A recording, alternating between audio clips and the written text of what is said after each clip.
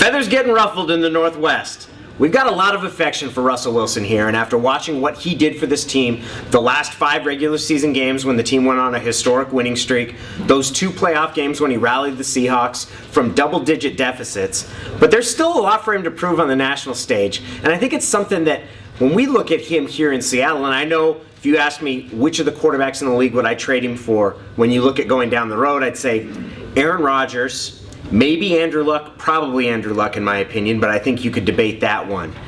But when you look at it around the country, we saw 2 different appraisals that kind of put it in perspective that there's a lot for Russell Wilson to prove in the eyes of national experts. Now that doesn't really mean all that much at the end of the day, but it is informative. Brian Baldinger on the NFL Network with LaDainian Tomlinson, he said he'd rather have Cam Newton of the Carolina Panthers ahead of Russell Wilson, which I think that that's something that I know that when I see it, I say, well, there's a lot of questions about Cam Newton's mental makeup, and for all the physical traits he has, for all the strengths, for all the success he had as a rookie when he threw for 4,000 yards, there's also some questions about his maturity, his ability to handle adversity. And Brian Baldinger joined us today on Brock and Danny, and I thought it's a really healthy dialogue to talk about sort of the ceiling and the perception that other players, whether it's Cam Newton or Colin Kaepernick, might have more upside than Russell does. I think it's good to also point out that you know what you're getting in Russell Wilson after a year in terms of preparation, but that conversation about where Russell ranks in the pecking order of quarterbacks,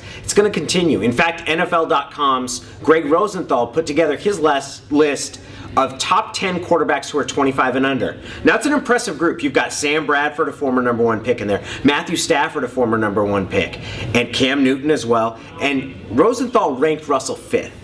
Now, I know that's going to get a lot of people to sort of curl up their nose, and we haven't seen exactly where the rest of the top 5 shake out, but Newton is 4, and the presumption is that it's Colin Kaepernick, it's Robert Griffin III, and it's Andrew Luck, all ranking ahead. Now, Griffin, you have to take into account he's coming off a second reconstructive knee surgery, and Kaepernick doesn't have the same length of term as a starter as Russell had. But this whole debate about where Russell Wilson ranks, it's only going to heat up as the Seahawks enter this season as one of the favorites, with a quarterback who, for better or worse, is now being mentioned among the league's best.